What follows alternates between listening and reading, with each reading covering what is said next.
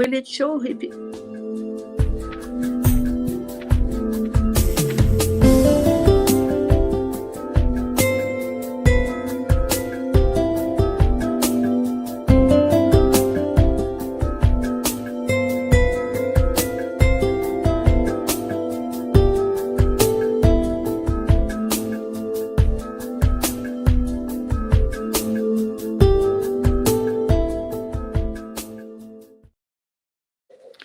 So, good evening and welcome to the 11th of February LizianEvents Live. This weekend we have a spectacular event coming up at Newark Showground at the Lady Eastwood Centre. If you go to www.lizianevents.org, tons of information on there, and you'll be able to download the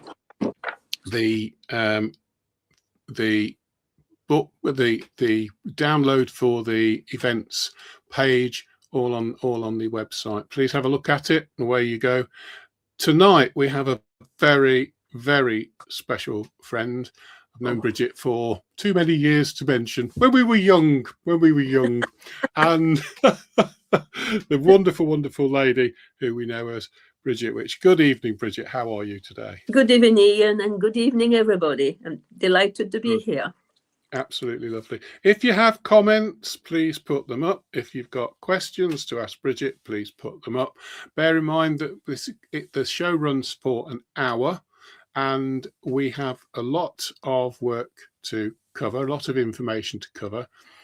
We'll be talking to Brigitte about what she does. We'll be talking about how she channels her books. We'll be talking about the books, and we'll be talking about life in the spirit world.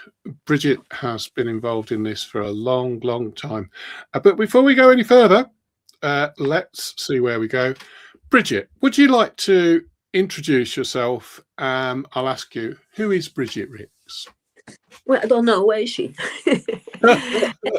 Right. Well, it's an old fossil. It is still here. I obviously come from France, but I've lived in England for a long time. I came years ago just for 1 year to practice, learning to speak English. And then I stayed another year, and that was a long, long time ago. I got married to a lecturer in New York, and we had 2 children. And now my husband passed over. He's not poor because we are poor to have lost him, but he passed over. And even though he did not believe in afterlife at the time, he's been communicating. So it's great, and I scored. Yes, as a teacher, I was a teacher of language teacher, teaching French in England. But after so many years, I retired earlier, because I had started, I was in England and all that time. And I started discovering that one could communicate, that the mediumship existed, because in France, it's not the kind of topic that you don't talk about easily, certainly not when I was younger. So I discovered that, you could go to a spiritualist church and mediums existed. And that really helped me a lot, because ever since I was about 14, 15, my school had a lot of nuns there as well. You had lay people, but nuns as well. And, even as a youngster, I was thinking, I don't think I'm told everything. I don't think the truth is there. I'm looking for the truth. And when I discovered that the spiritualism existed, that mediums can communicate, and now, of course, I'm talking about genuine mediums, then, that was it. So I discovered more, I read more, and then I wanted to be able to find out, that I could communicate myself. And from then on, I retired. Once I was able to do it myself, I retired because it was more important to me. So especially when I started channeling a lot of very, very good information, a lot of knowledge from higher beings. I thought, well, not everybody is going to go to France. It's not important, to teach people how to buy sandwiches and have go camping in France. Was everybody will travel to the final trip to the spirit world. And it's very important to be prepared. The more you know before you pass over, we shall all pass over. We shall all wake up in this new land. So you may as well just get used to, understanding what it's all about. So this is how I started getting into, more work with the spirit. And now it's my life and my delight. Brigitte, what was the actual moment when you decided that you were Brigitte Brick's teacher? And then did you just wander into a spiritualist church, or did you meet somebody that introduced you to mediumship? What actually? I think my mother was interested, generally speaking, because when she was younger, a lady during an evening meal or whatever, a lady had. Talking about a long time ago, my mom was young, and the lady had read her palm and gave her some, future, and all the things the woman said was happened, so she was already intrigued. So when they started, well, I was already beginning to be interested when I came to England, and as I said, and my mom got a book in French about mediums. So I think that's the thing, when there's this obviously genuine book. And this French medium, was doing this. And I thought, wow. And then I mentioned it to a friend of mine, Pat, at the time, and she said, oh, yeah. And she said, I think there is a spiritualist church in York. So we lived in York. So I thought, oh, I've never seen it, and in those days, a long time ago, you see, he didn't have that on the map all the time. So at first I looked, I couldn't find it, but eventually I found it. So we went with Pat one day to a spiritualist church. For those who haven't been, I mean, it's just like a normal church. You've got a platform, a medium there, and a person, starting the service. And then when the medium talks to you, so can I talk to the lady on the left, and and can I talk to the man on the left? And I remember we were at the back, like you do when you're young, not young, when you're new, hiding yourself. and I was saying, what's she talking about, this medium? Because she was talking to a lady giving a message, and she was saying, oh yeah, I can see the dog, your dog, in the alley, and I could see the gentleman, obviously your father, obviously deceased, and I was saying, I can't see any dog, I can't see it. So it was quite amusing. But eventually I got a message as well, over the weekends every time. And I thought, well, she doesn't know me, how does she know this? So that's really, that was it. I was hooked.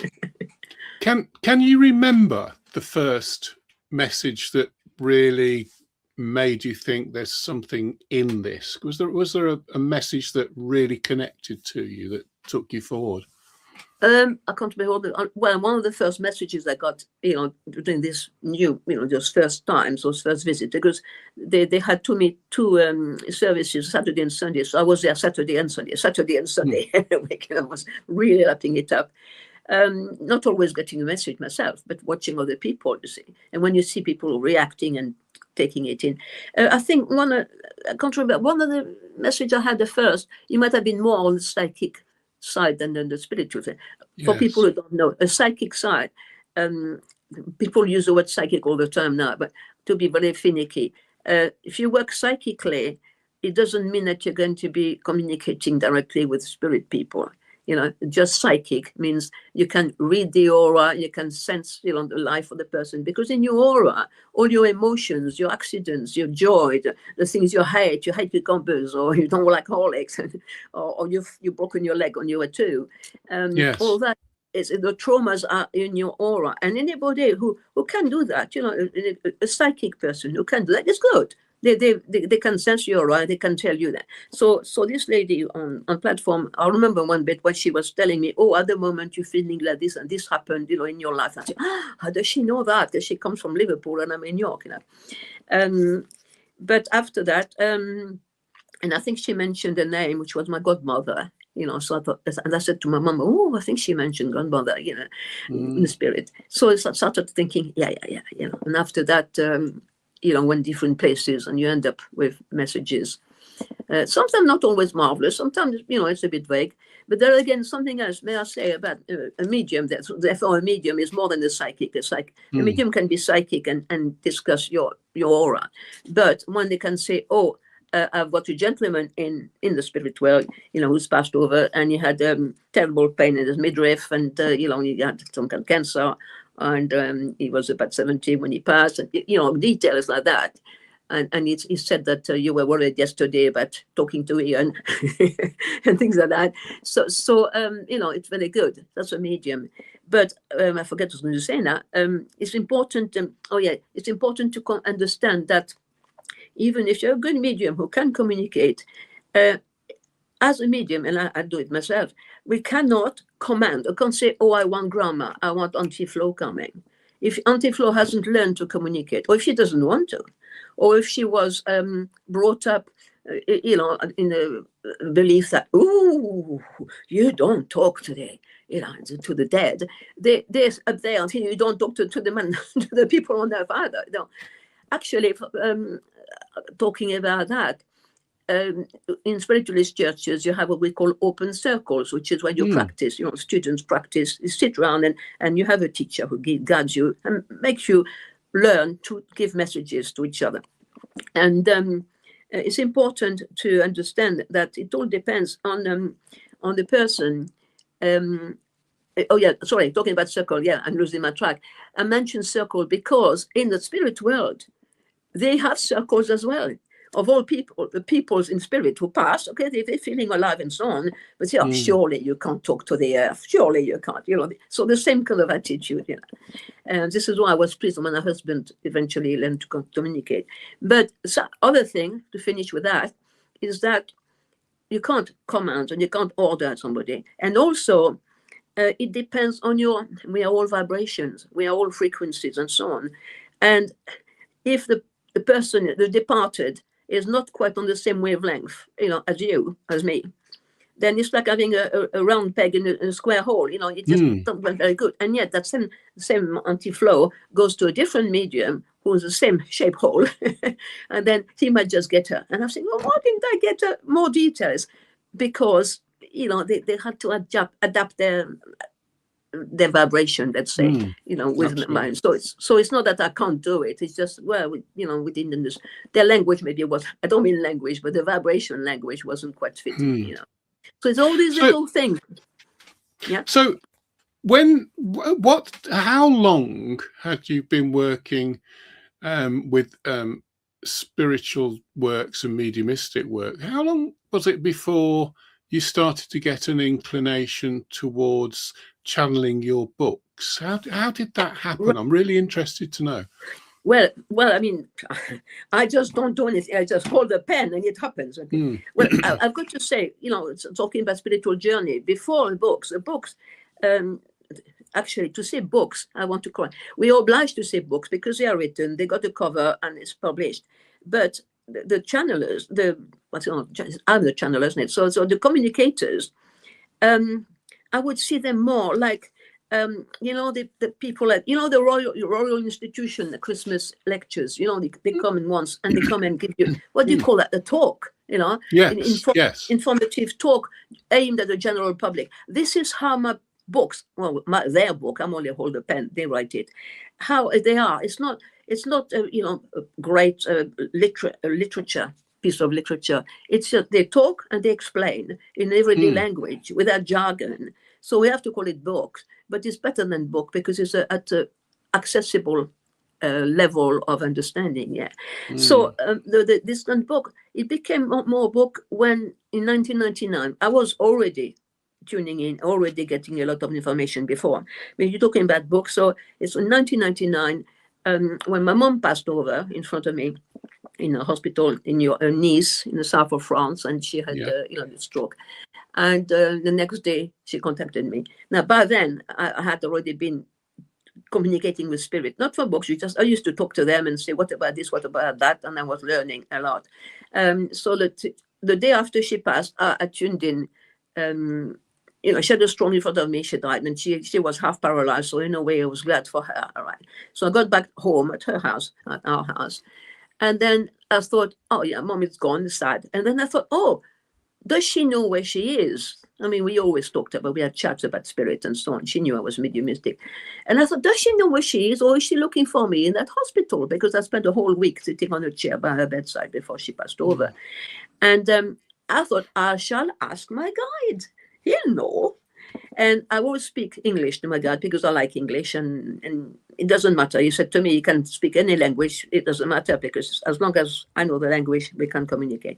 So I just grab a piece of paper, because I always got it with automatic writing. I'll show you how I'm doing. And I said, do you know when where mom thinks she is? In English. And I was looking at the wall like I do, like staring at the wall to still my mind. I was singing wall, blank, to have no words in my head, you know. And suddenly I heard, bonjour chérie, je suis avec papa, which is French, by the way. Yeah. Hello, darling, I'm with dad. I know you know, in case somebody didn't know. I'm with dad, I'm with grandpa. Everything you told me about after, she just poured it out. Everything you told me about afterlife is true, because I was discussing it with her before. I played a dirty trick on myself. I didn't know that I was going to die. I can move now, because she was half paralyzed. I had not realized I was paralyzed. And that's how she started. So there was a diary. So there was a piece of paper that scribbled this. So I asked a couple of questions, and then, and then she carried on.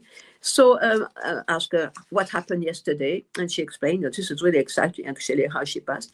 So that's how I started. So then from then on, every day or so, I was still in France at the time, because I was, just arrived for her. Tuning in and getting this diary. It became diary. And I thought, gosh, I've got somebody I know I can trust, and I'm going to tell me talking rubbish. And that's how I started. And then my dad came, explained why he showed himself. So all that is explaining what it became eventually when I published it. It became the first book. You can't read back to front, but the title is "I Am Not Dead, I'm Alive Without a Body," which is what my mom said when she realized that she was up there. She saw her father and her husband, and she said, "What are you doing here? You're dead." And they said, "So are you?" So, "I'm not dead. I'm alive without a body." And then she realized she didn't have a flesh body. She felt she had a body, but not a flesh body. So that's how I started. It took me a long time, actually, to publish that, because it was just for me. I wasn't going to publish any books. So it took me a while. I looked at dates. It took me nearly 10 years to get into a book, because I was receiving it, and I received, what became eventually like 1,000 pages of this is volume 1, volume 2, because it was my diary. And I was teaching French at the university. I was teaching at business, because I was very, very busy. And then also, at the beginning, mom and my grandma, my French grandma, they were speaking French. So I was receiving in French. Then later on, it was my husband. My dad was speaking English. So the French part, to publish in England, I had to translate it. So I had all these hundreds of pages. This is why it took me nearly 10 years. Right, so that answering your question. That's when the book started onward. And it was just a diary, for years. And then within about, I'm just looking to 12, about 3 to 3 years from mom conversation, suddenly one of the conversation I had with them upstairs, as they call it, became quite profound. And one of the things they said to me out of the blue, life on Earth has got a primary aspect and a secondary aspect. I said, what the hell are you talking about? And that's it started. Would you like me to show people how I communicate? Because we talk about channeling. Yes, please. Yes.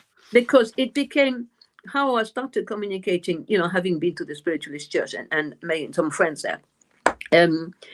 I copied, in a way, the thing that a friend of mine called Kay was doing. And she said she used to do that when she was younger as well, that she was taking a pen and a pad, and then, tuning in or relaxing, basically, listening within, and then the pen would write, writing what she would. So I thought, okay, when that started, in 1980s or something, I said, well, I want to have a go at all this.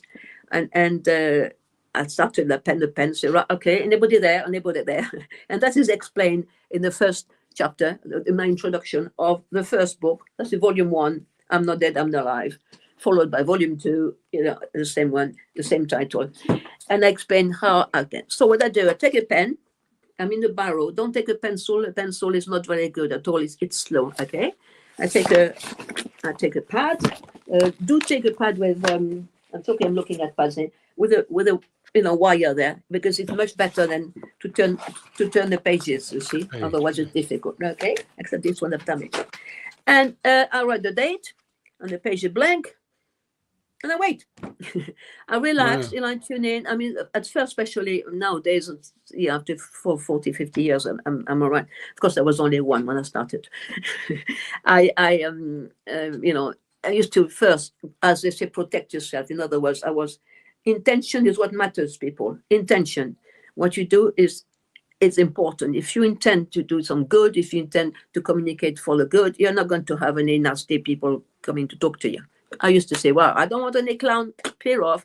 I just want the highest and the best. I used to say, I want the highest and the best. Okay. So I had imagine this bubble of myself, and I trusted that, I was doing it for good, for communicating and do some good for people. Pen, pad. And then at first, and suddenly, the first time, it was just the pen. When the very first time I did it, the pen started moving. And I thought, it was moving. This was the very first time when I tried practice on a piece of paper. And it started moving onto squiggles. And I thought, that's blood pressure, muscle. Okay, so that's the very first time. Blood pressure, whatever. Okay, next day I start again. Anybody there, and I was looking at the wall, not thinking anything, because I don't want to con myself. Wall. And then, a few squiggles all through the week like that week. And then Saturday morning, again, anybody there, the pen moves, and he says, Y-E-S, yes. Instead of little, oh, somebody there, good. So I said, I knew we all have guides. You all have guides, people. We all have a spirit team looking after us. Like it could be thousands of people in it, but it's you are looked after. And so I said, are you my guide? And I okay, wall. I'm not thinking. And the pen said, yes. I said, oh, great. That's it. I'm getting there.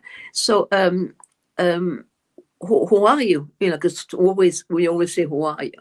And then again, I had no idea where the guide would be. So I just away. And he starts writing. Oh, and I wasn't looking. And he starts and stops. And I look. And all the letters were linked. This is my very first time trying. And all the letters were linked. And the I wasn't dotted, the T was not crossed. And the letter R was not like I was writing an R, okay? And it said silver arrow. Oh, there's no T's, right? Silver arrow. And I thought, silver arrow, and it's all linked up. What's that? Oh, that rings a bell. Who mentioned a silver arrow before?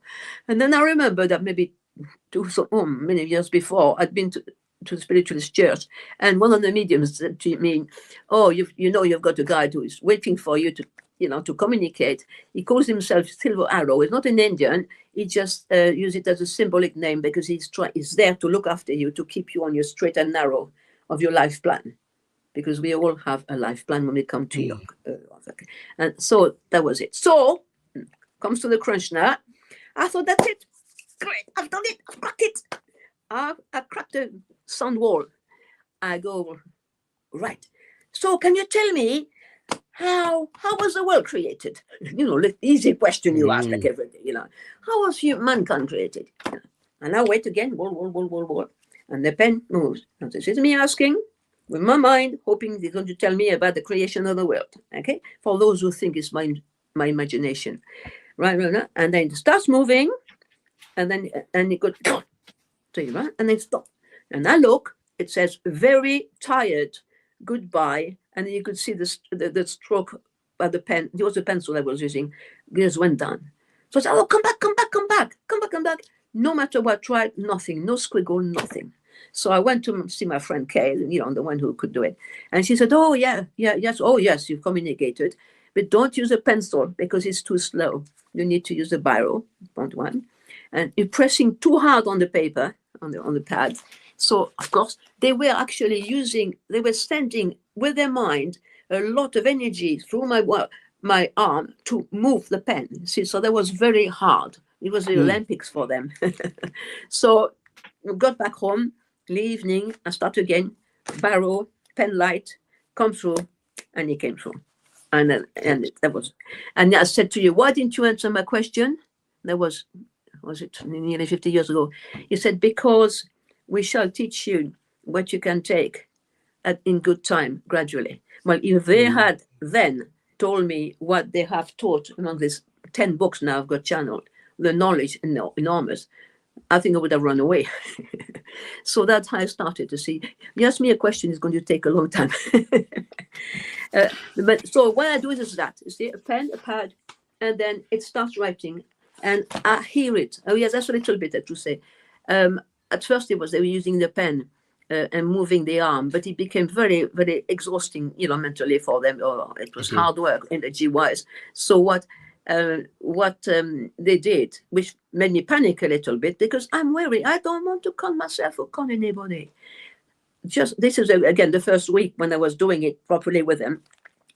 A second before the pen moved automatically, like automatic writing, and you what they're going to say. I thought, oh, it's my mind.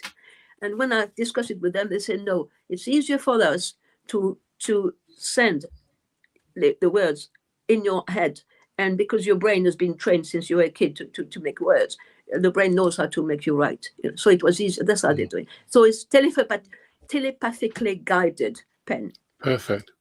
We've got Stuart with us. Good evening, Stuart. And interesting auto writing. Love it. Brigitte, another question for you. And people who are watching, you can always ask a question of Brigitte if something comes to mind, and Brigitte will see if she can answer it. And obviously, if you're on catch up and watching it again, you can't. But you can always contact Brigitte and speak to Brigitte at the wellbeing shows, particularly this weekend, for example. She's at Newark, and you can always find Brigitte very, very forthcoming. Here's our lovely Lisa. Good evening, Lisa. I hope. Yes, you can always email me. Hello, Lisa. Excellent. So now I'm going to ask you another question, if I can find my notes. Here they are. What about when you talk about life after death? What should people expect when they go into the spirit world? Right. Let's look at my notes. What should it be like? Oh my goodness, there's so much to say. Right, because there's so many things to say. So what is it? Are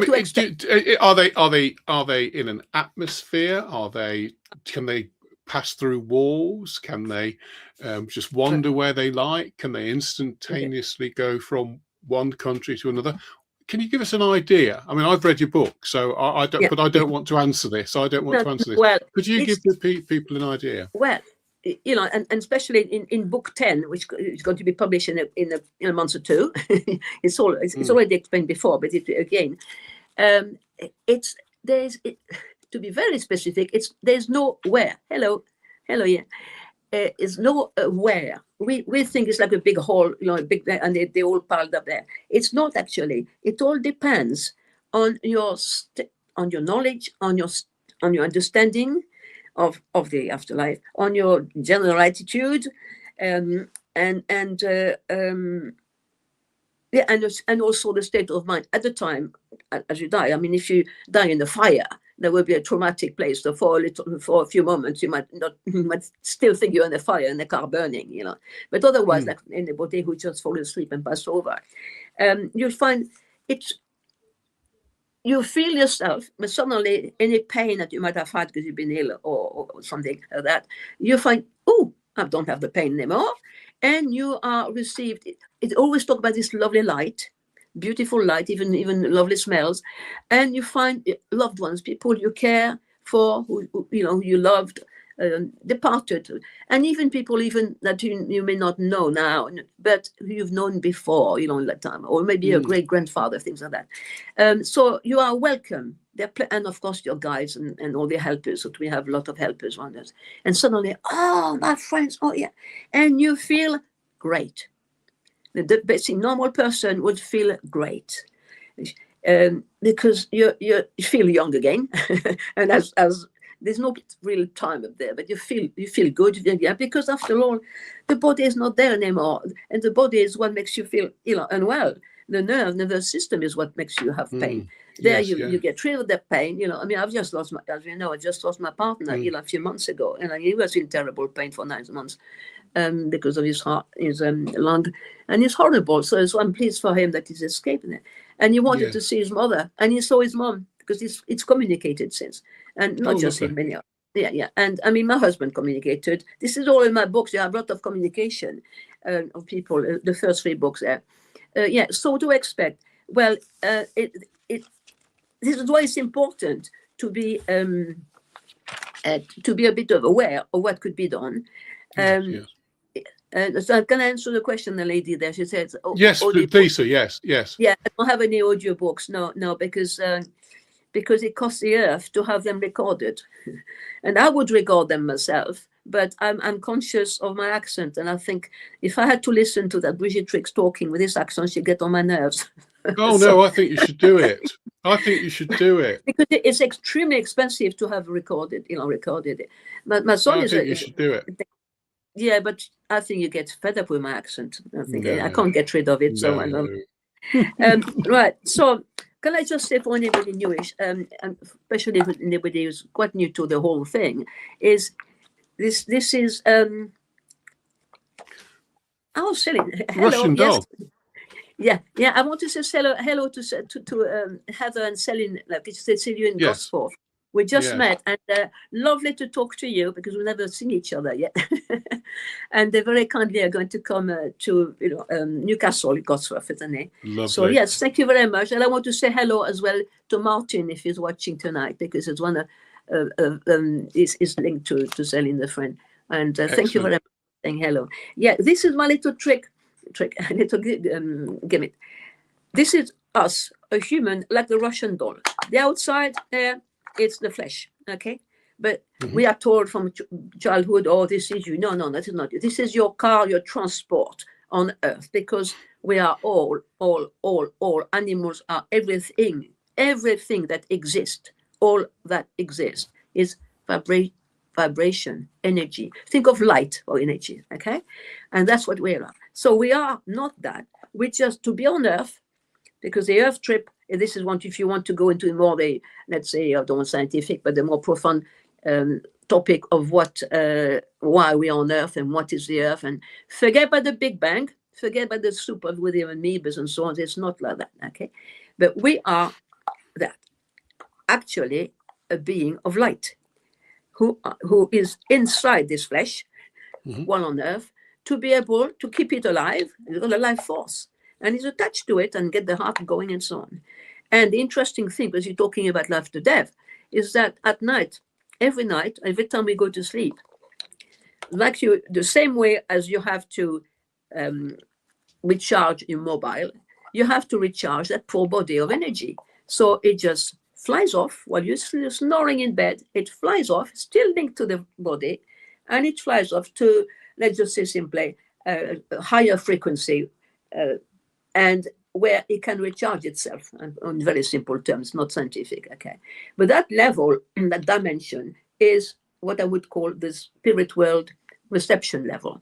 This is where people arrive when they leave the flesh, okay? So it's a bit like channel of TV or radios, okay? So it's just nearest to the vibration of the earth, because the vibration of the earth is quite slow, whereas up there, faster. So you go up there, you recharge yourself every night. And guess what? That reception level, that reception level is where your loved ones, departed loved ones, come. They are told, oh, look, he's coming here, look, he's there. So they will come and welcome you. And you see them. It's good for them because they are parted, they're deprived of you, and you're deprived of them. So it helps the grief. So anybody talk about mourning and grief and so on, it helps your grief. You see them. And I can tell you, sometimes you have dreams. You won't realize, you won't always remember, but you might have a vague dream. Oh, I remember dreaming about my dogs or my mother or people who have passed over. I'm sad for them. It makes you feel better. Your soul feels better. And then the alarm clock rings and boom, you have to get in bed. You've heard of out-of-body experience. People have out-of-body or near-death experience. And out-of-body you could have under a shock or during an operation. It's actually that. You just go out of your body. And if you want a fantastic story, really happening, I always plug somebody else. It's Anita Morjani. I mean, she's on YouTube and so on. You can't Anita, like the name, Anita, Anita. Morjani, Moorjani. She described what happened to her, dying to be me. And it's fantastic. It's happened to her. And that would, as well as my book, they give you a good idea what's like when you passed over. She went into coma, and they thought she was dead. She's going to die any minute now for quite a few days. In fact, she was out of that, wandering the hospital and going to spirit as well.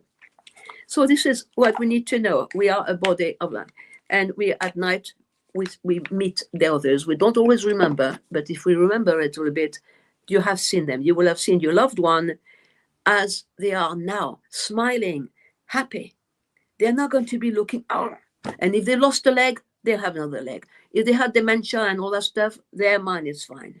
Oh, can I just say that, Dave, Ian?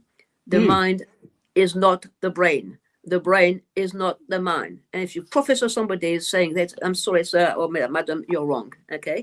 Because mediums who give messages from your grandmother or whatever departed, how would grandmother and other departed person remember what they've done on earth when they communicate through the medium? If the brain was the mind, because the brain has been cremated and buried. Okay, so it's absolutely not. Okay, so that's it. So where are we on your questions? So what I'm going to do, Brigitte, what I'd like to do now, I'm just going to spend a minute, and we're just going to promote the Newark show, which is this weekend. Yes, of course. That'll give you a little break. Yeah, okay. Because absolutely fascinating. We've got some people coming on and off, and really nice. We've also got some people on YouTube as well watching us, which is really nice indeed. So let's just have a quick look at this weekend at Newark.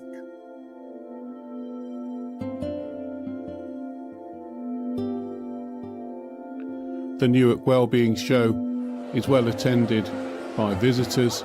It has an eclectic mix of stallholders, from spiritual counsellors to therapists to retail to information stands. More than enough for every wellbeing enthusiast.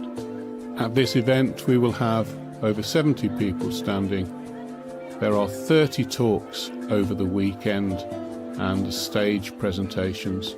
It surely is an event not to be missed. The Newark Wellbeing Show, the Lady Eastwood Centre, Newark Showground, 14th and 15th of February. For more information, go to LizianEvents website, www.lizianevents.org. It's great, and Brigitte will be there with her books, and you could be able to talk to Brigitte, and you'll be able to talk to Brigitte, and you'll be able to go to her spectacular talks, always extremely well attended, and there's always like a bees around the hive after the talk, and people talking to Brigitte about her work. This weekend we do have over 70 people standing. The talk rooms are absolutely jam-packed, full of fantastic information. There's a stage area also full of absolutely fantastic information. It's a really great show on limited parking and very, very easy to get to from all over the Midlands. We've sold a lot of tickets this time round. Absolutely super show to come to. Nice venue. It is. Yeah. It is a lovely. And the cafeteria is really good as well. It is. It's absolutely super. So back to Brigitte. Let me just get my notes, Brigitte. Could I put a little point that I didn't? Sorry. We're talking about what to expect. So I'm looking at my paper because there's so much we can say. It's that one thing you must remember is you are not judged no matter what, you're not judged. I remember one lady coming out of one of my talks and she said, "Oh, Brigitte, you saved my life." I said, she was so happy. I said, "Why?" I'm glad that you feel better. She said, "Because, I got divorced and I thought I would go to hell because I divorced my husband." Some person had made them think and I said, "No, we are not judged. In fact, we don't have any gods or anybody who are going to judge us, and you're not going to be thrown left or right to hell or whatever." Okay, because hell isn't a place, it's a state of mind, it's a state of remorse. Okay, and what happens when we pass over, they have this what I call coffee mornings. They talk with each other. You have the guides coming in and you meet other people. It's very, very relaxed. There's no rules. They finish. You don't have to do things. They have to do that. Everything is always easy. Right? And sooner or later, you look back at your life and say, "Oh, yes, I've been," and you talk to somebody else who's been in the wars, and you're just discussing and finding what you thought of them. But you're not judged. Nobody says, "Why?" Hitler, when I've been told, "Why did you go and burn all these whatever people?" Okay, you will be told something like, "Hello," so I can say, "Hello, Martin and Judy. Thank you for being there. Thank you." And very, very good supporter. Very good. He's read all my books. He's devoured my book. I've got to publish the next one very quickly because he's nearly ready for it. Yeah, you are not judged in spirit at all, and this has been said. And I can give you a little example after that. You look at your own life, and then, a little example. We used to live in North Africa, in Algeria, which was French some many, many years ago. And it was Arab people there. And of course, when de Gaulle, the government, French government, gave it to the French, gave Algeria back to the Arab people instead of the French. We had to leave with 2 suitcases, and we were immigrants, and we left, and we went to France, luckily enough. My mom was a bit resenting the fact that because of these Arab people taking over the country again, we lost our town, we lost our life there, we lost our house, So she passed over. And she was obviously saying, "Oh, well, yeah, the blooming Arabs, because of them, she was moaning. And she wasn't told off for that. Hello, Liz. She wasn't told off for that. They said, "Well, yes, okay, but that's politics, isn't it?" And they were people, they are humans, And you've known some very pleasant Arab people. Yes, my father worked with some Arabs as well. And she started thinking, "Well, yeah, okay, you're quite right. Yes, I don't really hate them. It's just I was moaning, And she realized, that she was, on the wrong, she was just letting herself go, but she wasn't told off in any way. On the other hand, recently, and I'm not be interested, there was a neighbor where I live in the street, a very nice street, nice people, but there was one absolutely evil man. I knew he was evil. He tortures his girlfriend and so on. Okay, absolutely evil. But he was all sweetie pie. He was always smiling to the neighbors. Anyway, this horrible person has died. And he passed over, obviously. Now, I took his girlfriend to a fantastic trance medium, and she asked the spirit people, I said, "Could you tell me where is, let's call him Johnny. Where's Johnny now? What does he do? Because she was quite new to spiritualism as well. And the spirit person talking, the organizer there, said, "Well, in our world, we don't judge. We just, let people discover themselves." So he was helped to look at his own life. It was an absolutely evil man, torturing on purpose, this poor woman. And he was, you name it, he's done it, okay? And he was, well, I've got to say it because you're going to hear what they say. Well, we don't judge. He should have been sent to hell by God. But no, it isn't like that. He was shown that. And he said, "Oh, well, no, I didn't do that. No, well, I wouldn't do that."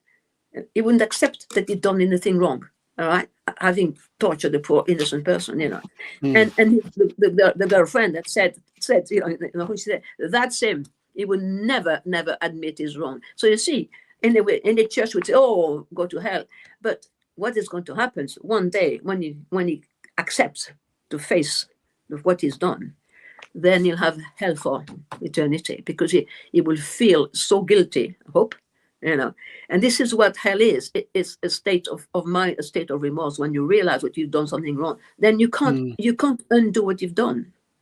And can I just say that when I was about 15 at school, in my RE class, I've not done any spiritualism, no, nothing like that. There was just RE, and there was the nun teaching RE, and you had to take down. Oh, hell is a place of gnashing of teeth and you had to write it down because next month you have a test. All right. So we're just doing it. I was, just a good student, school kid writing, and suddenly I heard. That's what you said to me, Wendy. For the first time, I heard a voice here saying to me in French, hell isn't a place, it's a state of mind, a state of remorse. And I looked around and said, well, what's happening? Who's that? And that was it. And teacher said, Brigitte, pay attention. Okay. When I went home, I said to my mom, do you know what I heard? And she said, well, it makes sense. If you've done something bad, and then you suddenly realize, you're made to realize what you've done, and you feel so guilty, and you have no way of repairing and paying back what you've done wrong. You've got the agony of remorse for a long, long time. So that was, you was asking, so the first time I was aware of hearing spirit, but I didn't realize it was spirit. That's a little sideline. We're not judged, so don't worry about it. And if you want to talk about mourning, grieving. Yeah, I do. I'd like to just, I think on a personal level, I have absolutely no fear of death or entering into the spirit world. I don't have any. I do have a concern about the way I go. Everybody has. Yes, I think that's a definite separation between the two aspects. So for me, yes, please do. No, I was going to say on that because when I talk, I don't. It's my advanced teacher. I'm not showing off. I mean, it's just they are very advanced, and the team I've got working with me, they are very advanced, and some of them never been to Earth. They are superior beings, evolved masters who teach, and just because I've always wanted to learn and know more and have knowledge, so they say, okay, you want to know, we'll give you on one condition that you share it with people. Okay, so when they talked once that to me about losing, how you're going to die, and they said, you know what they said? Just use your mind power. Because right through all the books, right, every single book, every communication, you're always boiled down to you are a being of light, and a being. Or can I just say hello? Yes. Because Ruth and Joe, my wonderful friends in America, great readers of my books, and very close friends. And we've never met yet, but it's a pleasure to see you there. And I hope you can enjoy the talk. Of course, you know what I'm already talking about, but thank you for joining me tonight. Okay. Yes, and Ruth and Joe, I thank you. I thank you so much for being with us in England and probably going through a different time zone to be with us. And it's very, very much appreciated indeed. And we really do feel that connecting up onto YouTube, because it's the first time we've run onto YouTube, I think it's really well worthwhile, and it should open the gates to many more people who can see what the LizianEvents wellbeing shows go, because they truly are an eclectic mix of so many different people, of so many different genres, healers, mediums, spiritual people, and then all the way across the board to people who sell crystals and ethical goods, and the talk schedules are absolutely fantastic. And I do think that what we may be doing this year, I think we may be going back to streaming the talks again, because when we were streaming just after the lockdown and just prior to the lockdown, the equipment we were using, I'll bore people with this, we were using a Black Magic facility, and it was very, very good, excellent, really excellent, but quite complicated to use, but now, and set up, but now we've leaps and bounds. So I think that we will probably start to stream talks from the events and run them out onto Facebook and onto YouTube, because I really do think that we can open the horizons with this. Anyway, with me talking away, we don't want to do that, but Ruth and Joe, I can't thank you enough for being here, and Celine as well, also a YouTube visitor, and thank you very, very much indeed. Brigitte, let's carry on with this question. This question is, why do you think, I know it's an innocuous question, but why do you think people fear death? Because some cultures have absolutely no concern whatsoever, and other cultures, it seems to be public enemy number one. Can you perhaps open the book on that one a little bit? Don't say it. I try to think of well, it's normal reaction, you see. I mean, I don't fear death, as you say, because I know this is why we need to prepare ourselves. This is what I'm trying to do. I'm going to talk faster. I'm looking at the clock now. we need to prepare. We need to prepare ourselves. This is why I go around. I mean, I'm not making fortune or whatever going around, but I'm doing this and sharing the book because I try to remove that fear of death. I don't believe in afterlife. I know.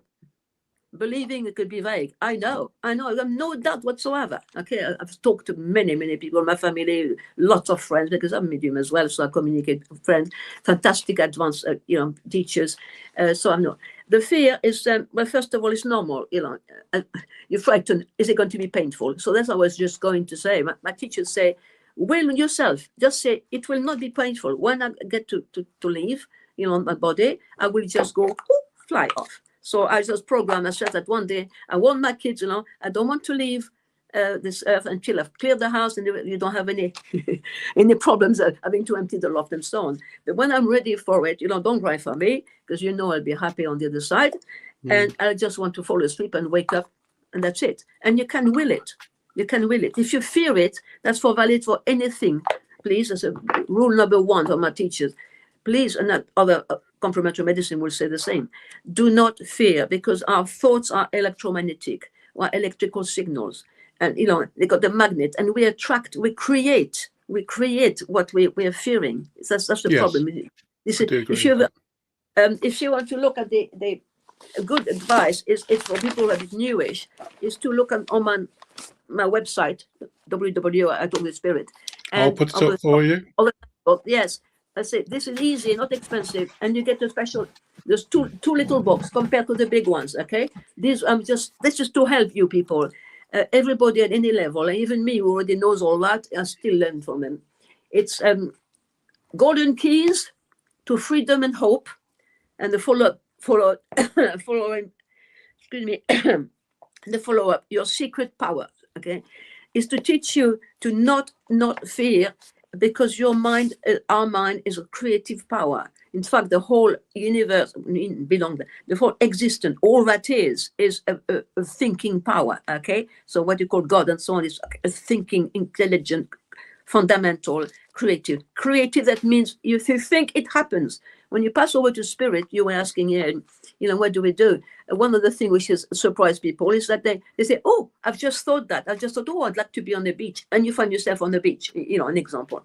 So you have to control your thoughts. So this is why on Earth, it doesn't happen so quickly, but it does happen. We're affecting our body. We're making ourselves ill with fears, any kind of fear. So if you fear death, you're going to, make yourself ill, and you're rushing yourself there. Yes. Of course. It's a fear of the unknown. Well, this is why I step in. I can't stop you from worrying about being run over by a boss. But fear of the unknown. Well, I'm trying to remove the unknown, because if you read all my books, if you come and talk to me, you can email me and all that sort of thing, and plenty more online nowadays as well. There's some rubbish online as well, of course, but ignore the rubbish, because. Okay, you'll know that there's nothing to fear on the other side except yourself. So the more you learn now and protect yourself and stop fearing, the more relaxed. So, which means that when you pass over, if you are already knowing where you're going to go to this holiday place, and knowing you're going to meet some people or some nice one looking after you, and your pets and so on, you're going to see all your dogs and cats that you've lost. Okay, and importantly, I've got to get that in. It's important because we cry when we lose loved ones. I've lost a lot of people myself. Okay, it's painful. We miss them. But I say, if you really love them, then you're glad, because they are not ill anymore, especially if they've been very ill. They are not likely to be ill. They won't have an accident. They don't have any income tax and no other problem. They are free. And my mom and my family, well, all those who passed over, they said, don't cry for me. Don't worry too much about my birthday. I was glad I was born because I've known you. But if you want to celebrate something, celebrate my Freedom Day, the day I passed over. They're so pleased. They're not pleased to have left us. But this is a bit, if we mourn, and I need to say that today, if we mourn too much, I can understand that. You're sad the parents or anybody is gone. But what you create is, they feel it. Our loved ones know. They don't see all the things, they don't see the solid things in our house and so on. But they always pick our emotions. And you make them feel guilty. If, we cry for them, okay, you cry the first few weeks or month, but if years later you're still crying, it makes them feel guilty, because now they've settled down, they're learning to live a different way and discovering their own soul and so on. And then they feel guilty because they think, oh, it's my fault. He's crying, she's crying. So if you love your loved ones, send them love. If somebody just passed and even send them love, say, okay, I miss you terribly, but we see each other at night. Remember, at night, you fly off, you kiss, and then you go back to the body, right? Right. You need to say that. Send them love, send them strength. If somebody passed recently, whatever, then send them strength to settle. Say, okay, I know I miss you. Okay, but please don't worry about me. I'll survive. Okay, even maybe, well, but you must not. You try not to mourn for too long, please, friends, because you are harming yourself, and your health is going to be affected by you upsetting. I know you love them, but you're upsetting yourself. And if you're ill, you're not going to be, in a good state. And then you're upsetting your loved ones. So be happy. I totally agree with that. I think people, I think you're born to accept or not the final sleep.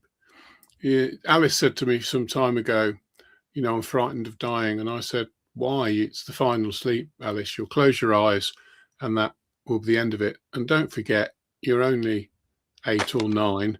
You've probably got another 80 or 90 years ahead of you. I should be concerned about that aspect a little bit later and enjoy your life.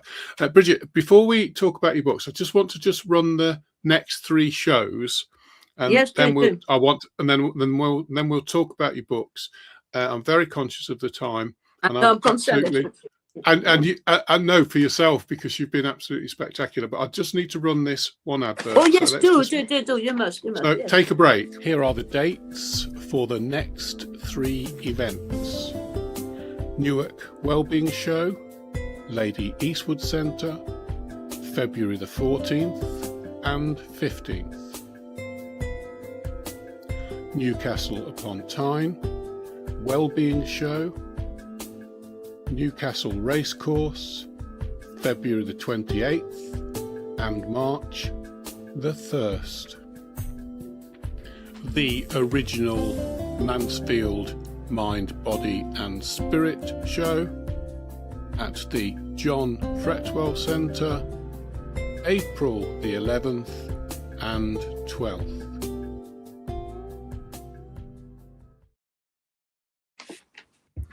Thank you, Brigitte, for bearing with me. It's okay. Can you just keep that for a moment? Brigitte, can we just talk about, I want to do 2 things.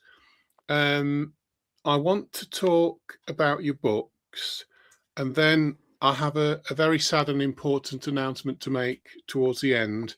But first, if we'll talk about your books. Tell us about your books. Okay, well, I suppose we only got a few minutes, and I just don't worry. Okay, right. Well, I just summarize. Okay, you can see the if you go to my website that Ian has got there, I talk with spirits. Don't forget the S, people. When you write it, I talk with spirits at the end. More than one spirit. I talk to a lot of spirits of all levels of frequency. It's important. The books, because they became, if you listen from the beginning, I ended up channeling because they were dictating all this. And if you look at the channeling, the writing, it's, when I receive it, it's very fast writing, no crossword, one after the other. pages and the pages and pages that very fast writing. If you have to write a letter or something, you would cross paragraph in that. It's just not non-stop, full stop, automatic writing, and coming straight from the other side. High level, I know high level people. There are three groups, I could say, in my book. The I'm Not Dead series, okay, the one I'm showing you. If you want to know about the Kellers, if you want to know what's like the passing, I've got lots of people. I had lots of people describing their passing. So the series of three books is 20 years of my diary. If you look on my website, you'll be able to read that. It says conversation, what's like to be after we die, amazing and genuine conversation with loved ones alive in spirit. Well, okay. You know what's like when you pass, or can everybody's a bit different, and what's like when you settle, and what you do with it. What do we do up there? We do a lot of things now because of time. Thank you, Dr. Keller. So we love your book. It's really easy to read. It's conversation. Absolutely, chat with mom, me, and other. Okay, I'm rushing a bit because of time. So that's the bit interest you. If you are already okay with that, excuse me, I'm looking around, and if you want the bit more technical side of it, I've lost me. The more advanced books, we're done with them. Is you have the Truth and Distortion. I don't know, we're done with it now. Oh, there you are. Truth and Distortion. It's called Truth, Lies, and Distortion. And Spirit dictated the title. Okay, why mankind is suffering, hidden truth revealed. Dictated and evolved masters is dictating. Okay, that is different. It's not a diary, and they just dictated. Just made the chapters, and it's a little easy to read, and it gives you amazing things from how we are on Earth, because it's an experiment. Why is it an experiment? Because advanced beings have created it. So if you are intrigued, nothing is imposed, friends. Nothing is imposed. I'm sharing what they gave, and they gave to inform you. If you don't want to take it, that's fine. But you could always put that on the mental shelf. So all this, you have Truth and Distortion, followed by Worlds Beyond the Spirit World. So you learn a bit more. And then the last one, last year, until a new one coming, How and Why You Chose to Exist. All these, they go in chronology. You start with the Truth and Distortion, and you carry on through, okay?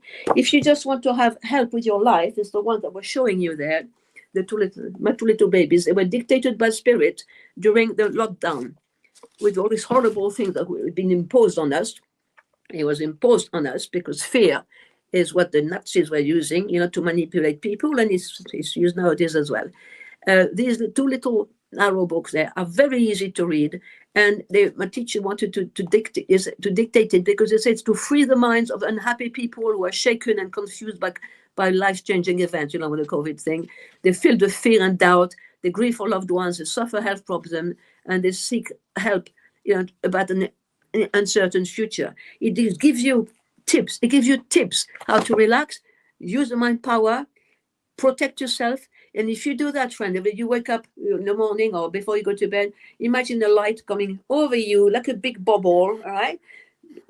Use your mind power. Send this protection life to your loved ones, your car and your house and whatever. You protect yourself. Use it to protect yourself from germs. I never wore a mask. I never took any jab and so on. I was just eating raw garlic every morning. Never had even a cold during this stupid thing of protect yourself, eat properly, but use your mind power. I was not going to be hit by anything, so I didn't. Okay, and use it as well to protect other people, and use it as well, this mental wall or shield, to push away any kind of negative environment or people who are going to depress you. Okay, so I've got to go and talk to this. I've got to talk to the boss. Whatever. Deep breath. Put yourself in this glass bubble, which should not break, and go on and know inside you you're safe.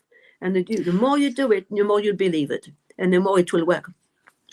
So the two little books are great. And Brigitte, that the hour has flown by. I know, it's terrible. You've been absolutely phenomenal. I've hardly said anything yet. Oh, you have. You really have. And I would like to say to you, I'd like to say to everybody, always when Brigitte is at our events, she's an absolute diamond in a sky of happiness. And so many people love you and so many people care about you.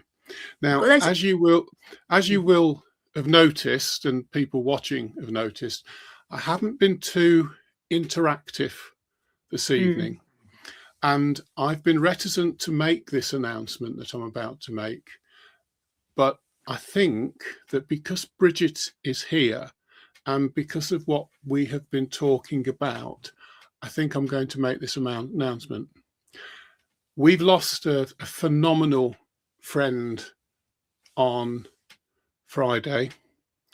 He was so much loved in the whole of the community, and it's with the deepest of sadness and tears in my heart I have to announce that Stephen Blake of Old Painter Doe died on Friday of cancer. He was a phenomenal man who dedicated his latter part of his life to helping people who were in pain, and it was his absolute desire that Old Painter Go will continue. But it's been a great shock to Liz and I, and of course to the many, many hundreds of people who knew Stephen. He was a clearly wonderful human being, somebody loved very much, a great friend of Brigitte's. And here we are announcing this. And I'm sorry that, to a degree, Brigitte, that I've hijacked your show with this announcement, but I can't think of a better person to actually make that announcement with. A few thoughts about Stephen before we go. Well, I remember, and his wife is working with him, wasn't she? Yes. Trudy, yes. And a little touch there is when he met her. Well, it was during the show. I think it was in Lincoln, and it was a very nice one, always helpful and wonderful. Therapy. And I remember she came and they were talking, and as I passed them, they were talking. These two people met, and I thought, they're going to get married, those two, and they did. I only just met them, and I told them that some years later, So it was a nice touch. Yeah, I'm sorry for her as well, because she got to put up with this. Well, he's in a good place, the good man. He's not going to be judged by anybody, and he'll be looking after her and us as well. Could I sneak in a little bit of something before you switch off? Of course. Because it's terribly important that, please, people, know, and I'm telling you can, okay? Believe me, because I could give you evidence. You can talk to babies and talk to babies in the womb, in the mother's womb, okay? Because they can hear it. They're not a baby. They are an adult being who is going to become a baby, because nobody gives birth to a 6-foot person, all right? So it's intelligent, and it could be full of fear, the poor little baby, future person, because he's chosen a life plan. Maybe it's going to be, especially nowadays life, very brave to be born now, okay? So send them healing, send them love, whatever you call it, compassion, to say, okay, courage, you chose to be born, well done, we'll look after you, okay? And you can tune into them, because I've done that.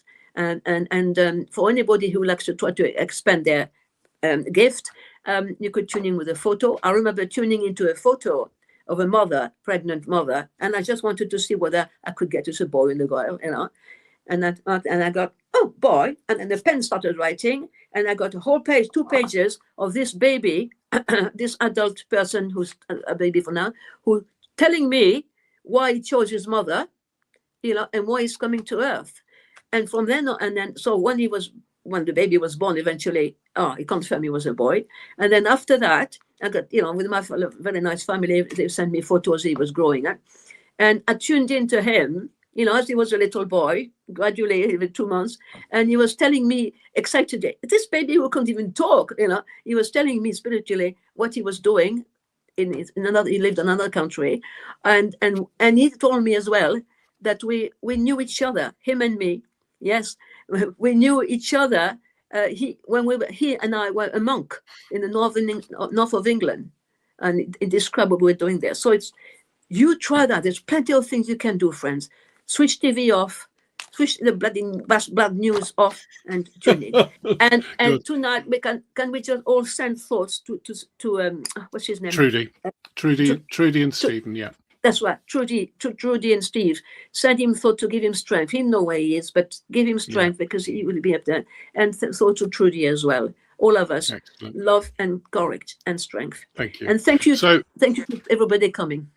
So thank you to Stuart, Lisa, Celine, Lisa, Martin, and Liz, and sorry, I'm flicking through this too quickly. And Joe. Joe, yes, that's it. Fantastic. So absolutely fantastic. Thank you for joining us across the world. Thoughts are genuinely with Trudy, of course. And Brigitte, I can't thank you enough for what a wonderful show we've had. And I'll see you at the weekend. See you at the weekend. Okay. Lovely. Thank you. God bless you all. And let me just remind you all again, this is italkwithspirits.com. You can just tap in I talk with spirits. And the little books are special offer, cheaper. Excellent. So don't get it on Amazon. You can Excellent. get it from Amazon, but this is better. Great. And this coming weekend, Newark Wellbeing Show, first show of the year, Lady Eastwood Centre, Newark Showground, 14th and 15th, 10 till 5 on Saturday, 10 to 4 on Sunday, £5 per day, £8 for the whole weekend, 70 plus community members. I can confirm that we have got 75, 30 plus talks, presentation area, and of course, the show will be dedicated to Mr. Stephen Blake, who put together Old Pain to Go, and all our thoughts are with Trudy. Brigitte, God bless you. Thank you so much for being with us. And Lizzie says, à bientôt. Yes, see you soon, Liz. See you very soon. God bless you. Thank you, Brigitte. Stay online with Brigitte. I'm going to end the stream.